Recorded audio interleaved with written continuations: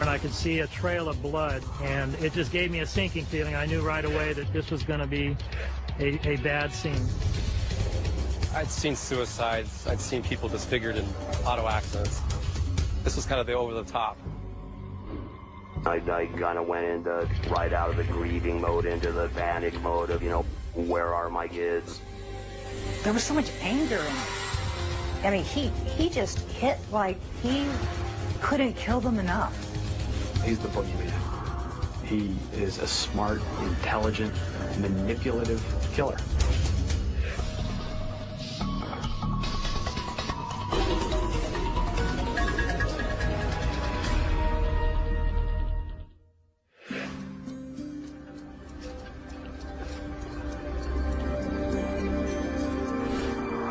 Coeur d'Alene, Idaho, a sleepy town known for its rugged beauty. People that come here because they love the lakes, they love to fish, they love to hike. It's a place that makes you feel safe. But on May 16th, 2005, Coeur d'Alene loses its innocence in the wake of the most brutal crime the area has ever seen. It's an ordinary Monday afternoon when local police receive a call from a man named Robert Hollingsworth. He's just come from a neighbor's home where he noticed what appears to be bloodstains splattered across the front door. There's blood all over the door. Nobody comes through the door. Not sure what to make of the strange report, the Kootenai County Sheriff's Department dispatches a deputy to check on the residence of Brenda Groney. She lives with her boyfriend, Mark McKenzie, and her 3 children, 13-year-old Slade, 9-year-old Dylan, and 8-year-old Shasta. It's a family that Deputy Moyer knows well. You know, I drive by and Dylan and Shasta would come out to the car, and I give them sheriff deputy stickers, and they wanted to look in the patrol car and see the lights. But the moment he arrives at the Groney home, he can tell that something's not right. It was very calm and still, and there was kind of an eerie stillness about the residence. And as I walked up to the front door, I saw the blood on the front door. There was a smell and odor that, if you've been in law enforcement long enough, it smells like death. And as I walked around the back and saw a smear on the back door of blood, and the door was ajar, and that initially just sent a chill down my spine. My senses kind of went up, and I took a little more precautions. You know, I called for another unit to come back me up. We walked up to the front door, and I looked into the front door, and I could see a trail of blood. It just gave me a sinking feeling. I knew right away that this was going to be a bad scene. Investigators enter the home cautiously with guns drawn. I turned the corner. There was what appeared to be a young male face down, female face down. It appeared to be they were bound, and their heads were mutilated. And then I saw the man. I saw the man laying on the floor. I could see that he, too, had been bludgeoned multiple times in the head and had suffered severe head trauma. The 3 bodies were placed, one next head to toe, head to toe, head to toe. Mark McKenzie, Brenda Groney, Slade Groney, all bludgeoned to death. And I remember thinking to myself, my God, this is a mother. You know, this is a mother who has been tied up and murdered right here along with her own child. And how horrific that was. I'd seen suicides. I'd seen people disfigured in auto accidents. This was kind of the over the top. I really hit home, it hit my heart. It's hard for me not to get emotional. You don't prepare for that in law enforcement. But I still had to reach down and say, you know what, I got to do my job. I've got kids in this house. As we moved through the house, there was bloodstains virtually everywhere in the house, in every single room, on every wall. Officers perform a thorough search of the remaining rooms in the house, including Dylan and Shasta's bedroom. There was blood in there, and I just remember thinking, oh no, not the little ones, not the little ones. We began to wonder if possibly if they had met the same fate as the others in the house, their bodies could have been disposed of in another way. But after scouring every corner of the property, the youngest Groney children are nowhere to be found. We wondered if possibly that they had fled out into the woods here. I went over to the creek area, which is over here to my left, and called their names out. Shasta, Dylan. I got no response. You get kind of a panicked feeling in your heart. Yeah, you know, we have mountain lions and all kinds of different critters running around here. I wouldn't want my little ones out there. But an initial search of the surrounding area turns up no sign of the missing kids. With nightfall fast approaching, investigators know they're going to need all the help they can get, so the county sheriff reaches out to the Coeur d'Alene division of the FBI. Our first motivation was we now had 2 missing children. That changes the game.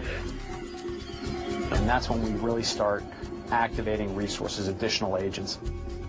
The first clue that jumped to mind were the kids staying with their father, and that was the first door we knocked on. But Steve Groney seems as shocked and puzzled as everyone else. You know, that I obviously had one dead child. I knew that there were 2 missing, and that just changed the aspect of everything. I kind of went into right out of the grieving mode into the panic mode of, you know, where are my kids? We checked with friends, relatives, any place where they could have been staying. After we exhausted all of those possibilities and they were nowhere to be found, we were very concerned that we had an abduction. Law enforcement immediately puts out an Amber Alert informing the public to be on the lookout for the missing children. The community of Coeur d'Alene joined together and united in a way I've never seen before because they wanted to find Shasta and they wanted to find Dylan. As searchers continue to comb through the surrounding woods, crime scene technicians process the scene. But despite the seemingly frenzied nature of the crime, the killer or killers seem to have covered their tracks perfectly, leaving no clues as to Shasta or Dylan's whereabouts. If they're not found within the first 24 to 48 hours, they generally are found dead. I think actually the more time went by and they weren't finding the bodies, that I actually had more hope that they were alive somewhere. The day after Mark McKenzie, Brenda Groney, and her son Slade are brutally slain in their own home, investigators in Coeur d'Alene, Idaho are painfully short on evidence. And more importantly, have no clue as to the whereabouts of the family's youngest 2 children. We were organized around one common goal, and that was finding Dylan and Shasta. With a killer or killers on the loose and 2 youngsters gone without a trace, local residents are scared to death. There was a fear factor that permeated the community, disbelief that a crime of this horrific nature could have occurred in this community, this peaceful community, this idyllic community. And a lot of the members of the community were very adversely affected by all this. But until they generate some leads, there's nothing law enforcement can do to quell the town's panic. And so far, they've got almost nothing to go on. In a murder case where you've got a fingerprint on the door, you've got a bloody shoe print, or you've got a witness, you've got something to work on. In this case, we didn't have any of that. We didn't have anything to work with, so the best thing we could do is learn as much as we could about our victims. Brenda and Mark had been dating for about 7 years, and they had a great relationship. Mark commuted every day to a manufacturing job in Spokane, 40 miles away. And Brenda had recently given up her cleaning business to be a stay-at-home mom. They seemed to be a picture-perfect couple, but there was a wild side to them as well. Brenda and Mark were known to be partiers. They wanted to have a good time. They had that side of them that enjoyed to, have a beer or 2 or a few other things. Still, by all accounts, they seemed to be living a happy and comfortable life. Mark was a great guy, and he loved those kids. They weren't his kids, but he loved them, and he took very good care of them. And this is why we can't understand why this happened. Investigators agree, and based on the brutality of the crime, they begin to piece together a preliminary profile of the killer. And when you see multiple impact injuries like that, such violence committed upon a person, we're taught that that's a personal killing.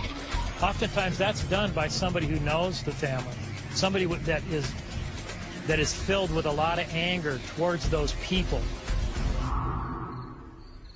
But agents struggle to make sense of the kidnapping. Why would you take the kids out of the house, kill the parents to do so? Why wouldn't you take them at a bus stop? Why wouldn't you take them when they're walking to school? So it appeared to be some kind of a revenge motive, someone that was close to the family, someone that wanted to get personal, up close and personal to the victims. As the desperate search for Dylan and Shasta goes national, federal, state, and local officials join forces to start questioning potential suspects. One of the first leads we looked at is that father and mother were divorced. Father had a separate residence. We had received allegations that there was a volatile relationship that had existed between Steve and Brenda. And so we naturally would have to rule Steve out before, we could move on to some other things. Steve also admits that just 2 days prior to the murders, he and Brenda had a blowout over the kids. Steve and Brenda had a hard time having a workable relationship after the divorce. We were aware of some ill will that existed between them pertaining to child custody, as well as some property issues. Then, a televised plea by Steve raises even more eyebrows. Please release my children safely. They had nothing to do with any of this. Everyone that was out there, part of the media and even law enforcement, were shocked because the statement, they had nothing to do with this. Well, what is this? Investigators administer a polygraph test to Steve and record a strange fluctuation when they ask him if he knows where his children are. And because of that, we did have to continue to look into his activities and basically to make sure that there wasn't anything that we'd missed along the way. Groney insists that he was home alone on the night of the murders. At first, investigators are dubious, but what they find next changes their minds. Police were able to kind of look at the cell phone records and my computer records and know that I was actually at home on a computer or on my phone. But it isn't long before suspicion falls on another set of family members. Steve and Brenda also have 2 adult sons, Jesse and Vance, and both have had their share of run-ins with the law. My 2 oldest boys have, have been in quite a lot of trouble since they were in their early teenage years. A lot of people make reference to their drug problems and stuff like that.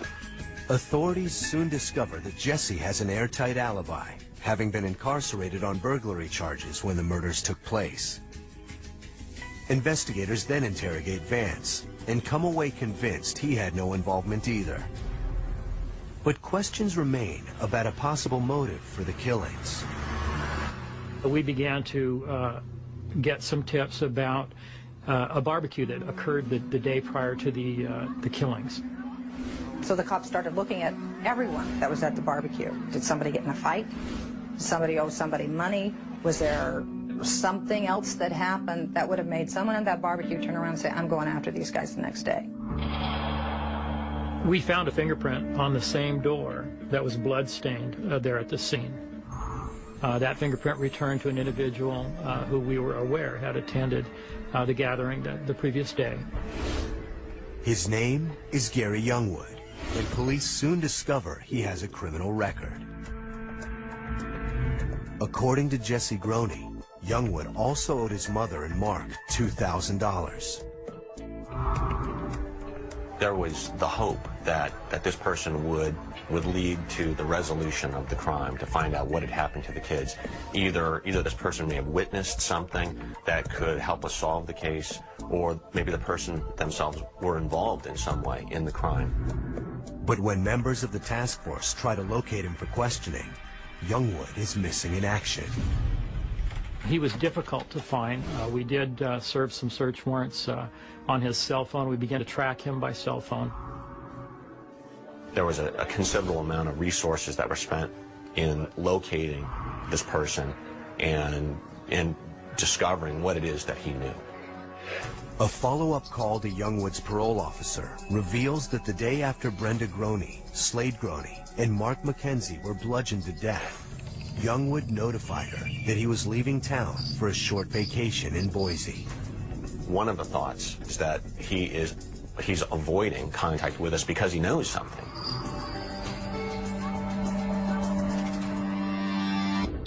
The FBI is exploring a new technique called brain fingerprinting that is designed to establish whether or not a person has knowledge of a crime by recording the brain's response to images flashed on a computer screen. Some believe brain fingerprinting may someday be used like lie detector tests in criminal investigations. Nearly 48 hours after the triple murder in Coeur d'Alene, Idaho, law enforcement is working hard to track down Gary Youngwood, whose fingerprints were found on the victim's bloody front door. He had contacted his probation officer, and at that point she told him, well, you know, the police are looking to interview you about the murders, and so he did come back, I believe, on his own. Investigators grill Youngwood for hours, but he denies having anything to do with the murders or Shasta and Dylan's disappearance, and he offers to take a lie detector test to prove it. A friend of mine called me. He passed his polygraph, so it was apparent to us fairly quickly that although he was a person of interest at the time, we pretty much washed him out of any involvement and any knowledge of the crime. Having ruled out the most obvious suspects, investigators turn their attention to the thousands of tips pouring into the crime hotline. One allegation was that this was a biker hit, and so we started looking at biker gangs. Maybe there was some sort of vendetta that existed. Maybe there was money owed. Maybe, you know, somebody insulted someone else's girlfriend. Who knows? And when the medical examiner identifies the murder weapon, it gives the biker gang theory even more credence. The weapon used to bludgeon the victims appeared to be a hammer with a cross-hatched face on it. And that is the sort of hammer that you would find as a framing hammer or as a drywall hammer. Some gang expert threw out the fact, well, you know, if they were killed with a hammer, that sounds like outlaw bikers. Was this a biker gang that rolled through town? We just didn't know. Brenda Groney was into motorcycles. So when we started getting these allegations of a potential biker hit, it made a little bit of sense to us. But investigators can't link any particular biker gang to the scene. And it doesn't make sense that they would take the children, who have now been missing for almost 3 days. I never gave up hope that we would get the children back in this case. Statistically, however, in child abduction cases, it is very unusual. More often than not, these cases end up in a sad way. Those hopes are bolstered, however, when results of the FBI's blood analysis return from the lab. Not a single drop of blood at the crime scene belongs to Dylan or Shasta. When the lab results came back and we determined that the blood was Slade's blood throughout the house, we were relieved to know that the kids might possibly still be alive somewhere. But even the most hardened investigators are shaken when they learn how 13-year-old Slade's blood got spread throughout the house. I know that that was personally very traumatic for me, to think that Slade was walking through the house injured and leaving a trail of blood throughout the entire house, through every room of the house, and then finally dying at his mother's feet. Investigators are now confident that the children were not murdered with the rest of their family. Now we knew that the children had somehow either left the house on their own or been removed from the house, and there was no evidence to suggest that they had been killed in the house.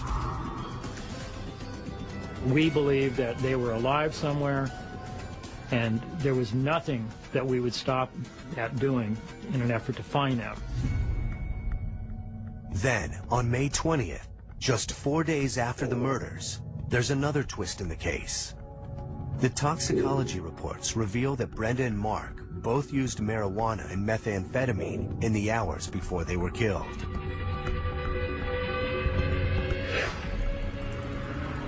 Are there any violent drug gangs who would do a crime like this if they were owed a debt that wasn't being repaid? Could it be somebody that happened upon the house who was high on drugs, taking drugs, and unleashed a lot of violence on the family so quick that they couldn't do anything about it at all? Scouring their criminal databases for answers, federal agents stumble upon a local skinhead gang that's been breaking into people's homes and robbing them at gunpoint. Well, maybe this home invasion group broke into the house, bound the victims, and when they discovered there was no money and there was no drugs, decided to take it out on the victims. We were pretty optimistic that we may get something out of focusing on this particular group. But what we couldn't explain was, how did the children factor into this? Everything else looked good, but when we got back to the children, they were an anomaly that could not be explained. The FBI consults its narcotics informants to find out if there's been any talk of the murders in drug circles, but the lead quickly goes cold. And after several weeks, authorities are still no closer to making sense of the crime. We brought the FBI profilers in because we were at a loss. We have a situation where the children are gone and a family is murdered. Therefore, does this fit with any known profile of any criminal that you guys know out there? We brought them from two different units, one unit that dealt with serial killers and one unit that dealt with child abductions. But even the top behavior analysts in the country are stymied by the puzzle. Very quickly, they told us there's a lot here that doesn't make sense. There's a lot here that isn't typical of these type crimes, and that's their expertise. We could find similar crimes when it came to our bludgeoned murder victims. We could find similar crimes when it came to the abduction of our children. But when you put the two together, we couldn't find anything. Why would you just not murder the entire family? And so we kept coming up with all these theories as to why someone would take two children from the house. Was it to hold them for ransom? Was it to sell them into slavery? The one thing they left us with, though, is the key to solving this crime is answering the question, what happened to the children? If you can find out why the children were taken, then you will solve the crime.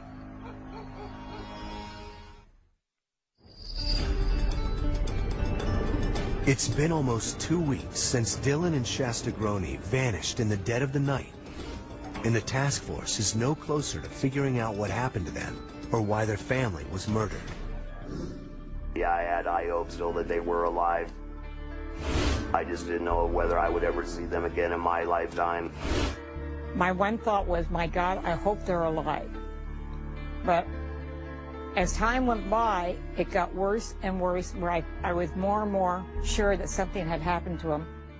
By the end of May, there are 150 federal, state, and local investigators toiling around the clock and working every angle. I was running on very little sleep, as was most all the investigators in the case. I don't think many of us slept any more than a couple of hours a day for probably the first 10 days of the investigation. 2 more weeks go by, and despite the heavy news coverage, the case is going nowhere. Until a local woman comes forward with a promising new lead.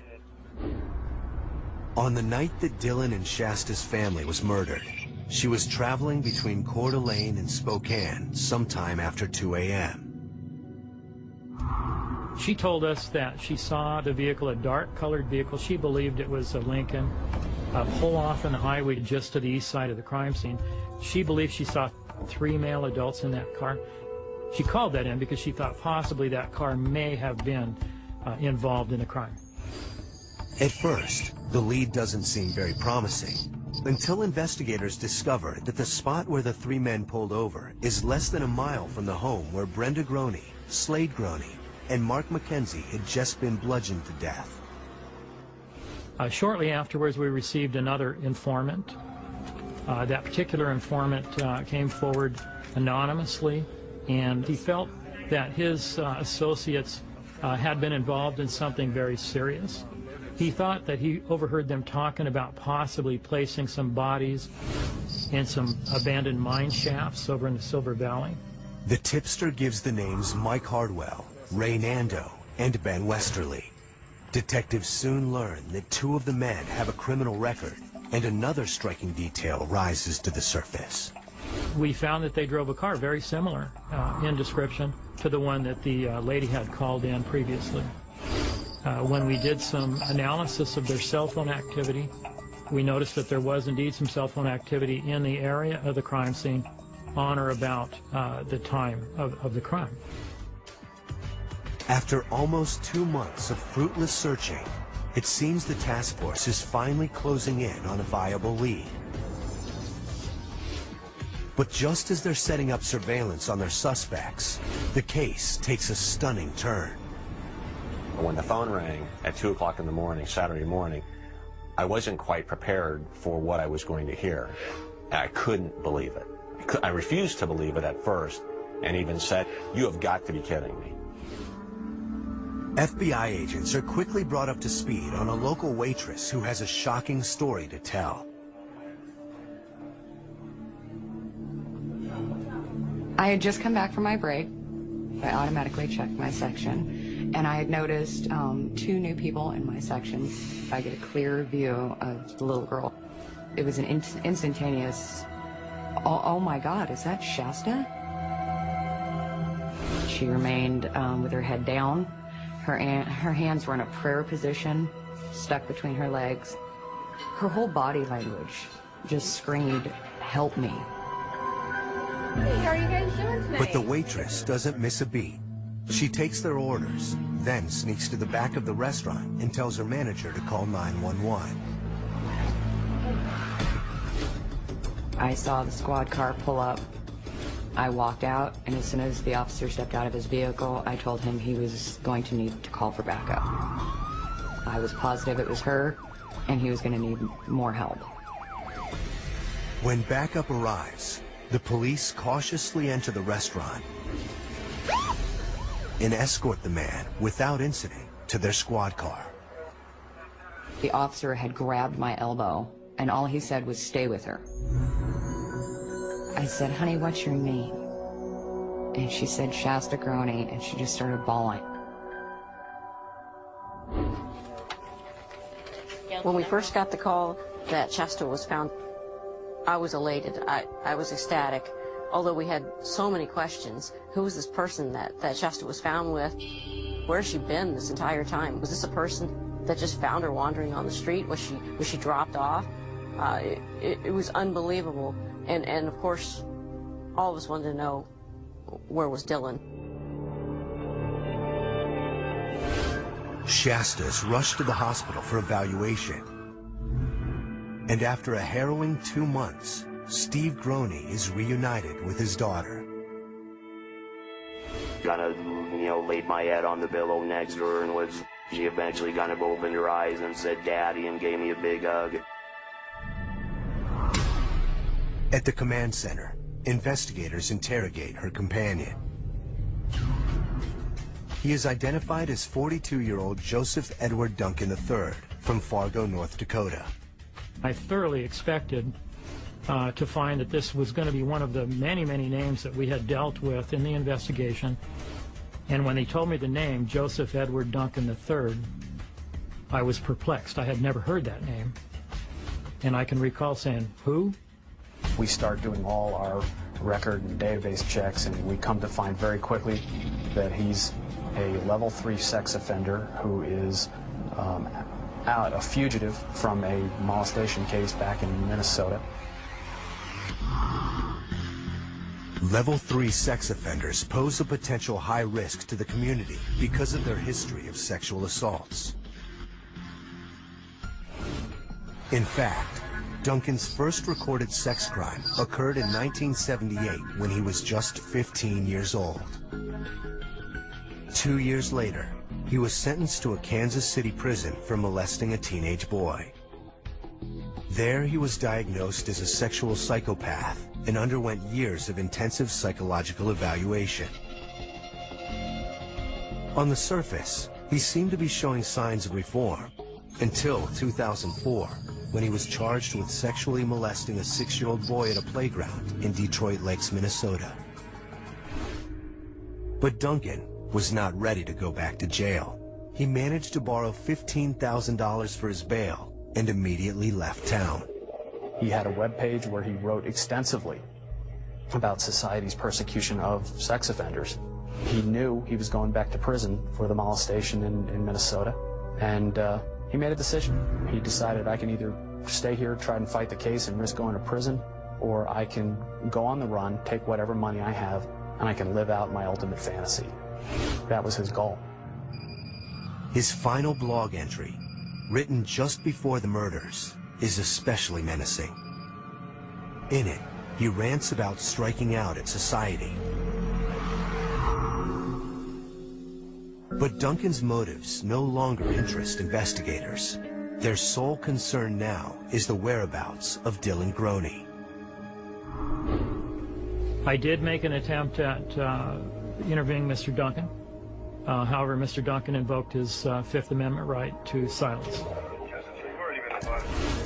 Determined to find Dylan, investigators search Duncan's vehicle and discover a treasure trove of evidence. The shotgun, Duncan's laptop computer, his GPS device, an empty package that the plastic zip ties had been in. A key piece of evidence was a small microdrive, a 4 gigabyte microdrive that contained a lot of still images and video images of the children while they were in captivity. And so the investigation then ramped up tenfold in an effort and in a belief that Dylan may still be alive. But they're unable to find the murder weapon or anything that might lead them to the missing boy. And I still had hopes that they were going to find Dylan alive somewhere. Running out of options, police turned to the only other person who may have information on Dylan's whereabouts, his sister Shasta. We assigned an investigator to conduct interviews with Shasta to get the full story from her, to try to assess whether or not she had actual knowledge or not. The little girl begins to tell her story, and it's a tale more haunting than anything the seasoned investigators have heard before. I can only imagine what those children went through. Police in Idaho have finally rescued 8-year-old Shasta Groney from her abductor, fugitive sex offender Joseph Edward Duncan III. When I heard Shasta had been found, I just cried. And I just thought, thank God, thank God. And then a second later, I thought, where's Dylan? It was hard to be happy and elated about it because now I understand that they don't know where Dylan is still. So it, boy, just emotionally, man, it was a roller coaster. As federal agents search Duncan's laptop and GPS for leads on the missing boy, Shasta tells investigators her story. On the night of the murders, the little girl awakens to the sound of her mother's voice calling her and Dylan to the living room.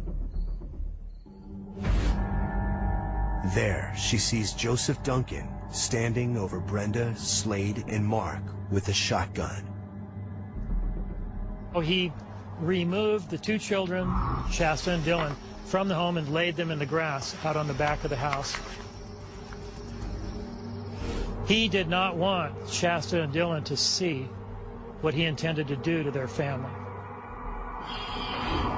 When he's done, Duncan drives the children 95 miles away to a campground outside the town of St. Regis, Montana. Once there, he proceeds to sexually assault both of them.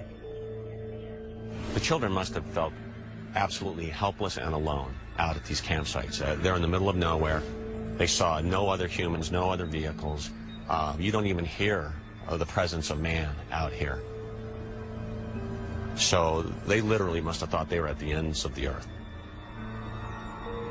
My first thought was, how can I kill this guy? I had a lot of spiritual help from some people.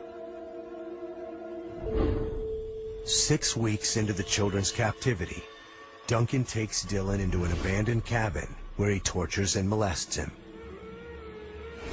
A few hours later, Duncan shoots Dylan in the head in front of Shasta and burns his body. I thought to myself, it was shocking, and I thought, what a monster this guy was. To know that there's people out there that can inflict this type of pain on a child, it shakes your whole foundation of beliefs. And it's overwhelming. Duncan then tells Shasta that he spared her life because she taught him how to love. Oh, I don't believe for a minute that he was planning to let Shasta live. And she was lucky. The next day, using data from Duncan's GPS and laptop, investigators locate the campsite where Shasta says her brother was murdered. Searching the area on their hands and knees, Bureau agents soon find what they're looking for, a fragment of bone, and at a nearby culvert, more bone fragments. When they told me they had conclusive evidence that Dylan had been murdered, I pretty much lost it. And it just broke my heart. You know, Dylan was such a loving, tender-hearted kid, and eventually find out all the things that he went through during that period of time. That was hard to take. When investigators confront Duncan with all the evidence against him, he finally confesses.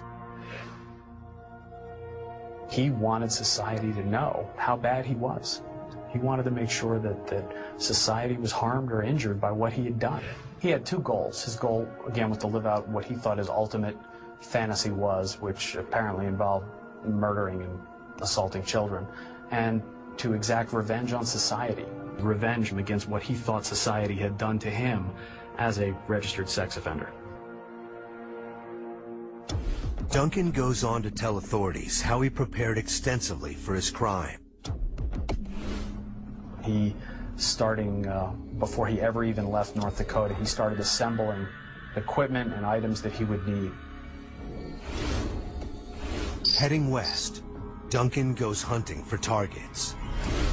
Once he reaches Idaho, by sheer chance, he comes across the Groney home. As he comes down this hill, one of the first homes, he sees Shasta playing in the front yard and surveils the house. He spots Dylan. So he spends the next day and a half or so checking out the house. He had brought the weapon of his choice to kill the family with, and that was a hammer. He had thought about everything to make sure that he was going to commit the perfect crime. In the early morning hours of May 16th, Duncan decides it's time to make his move. He enters through an unlocked back door and finds Brenda asleep in the living room. He trained the weapon on her and he said, "Where's the man?" He instructed Brenda to wake Mark up. And he instructed Brenda to put the zip ties onto Mark. He wanted them to believe that this is just a burglary. He felt that was a better choice than to let them know that his intent was to truly take the young children He thought if he told them that, they would fight to the death. Once everyone is bound and gagged, Duncan takes Dylan and Shasta outside so they won't witness the deaths of their family members. He wants them to go with him quietly. The rest of Duncan's story tracks with Shasta's account. But one aspect remains unclear: why he ultimately returned with the little girl to Coeur d'Alene. Some people think that he took her there because he wanted to be captured.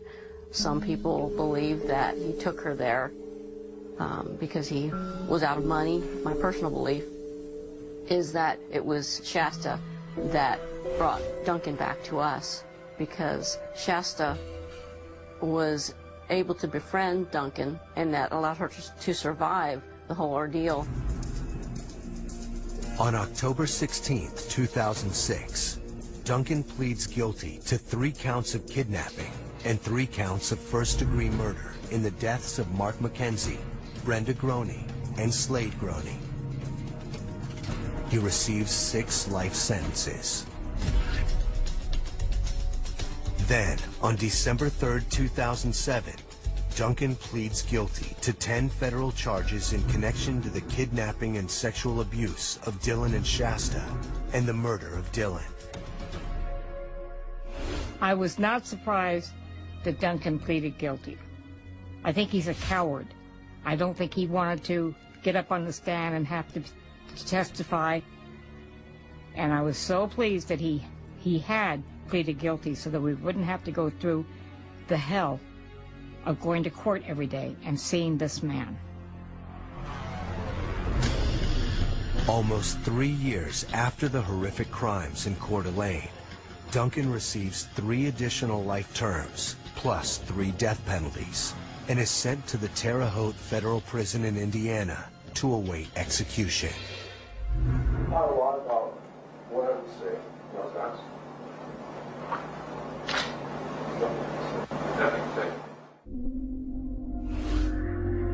Joseph Duncan is the personification of evil. He's the boogeyman. He's everybody that we should and need to fear. Today, the Mackenzies and the Groneys do their best to move on from the tragedy and always keep the memories of their loved ones close. I talked to Mark on the phone a couple of days before this terrible thing happened. And thank God I had told Mark that I loved him, and he had told me he loved me back. And that's the last time I spoke to him. Jasmine is 12 years old now. It's amazing that she acts just like any other kid her age. Yeah, my son Jesse, he's 22 now. He had his first kid back in February of '07. They named him Dylan Slade Stephen Groney, which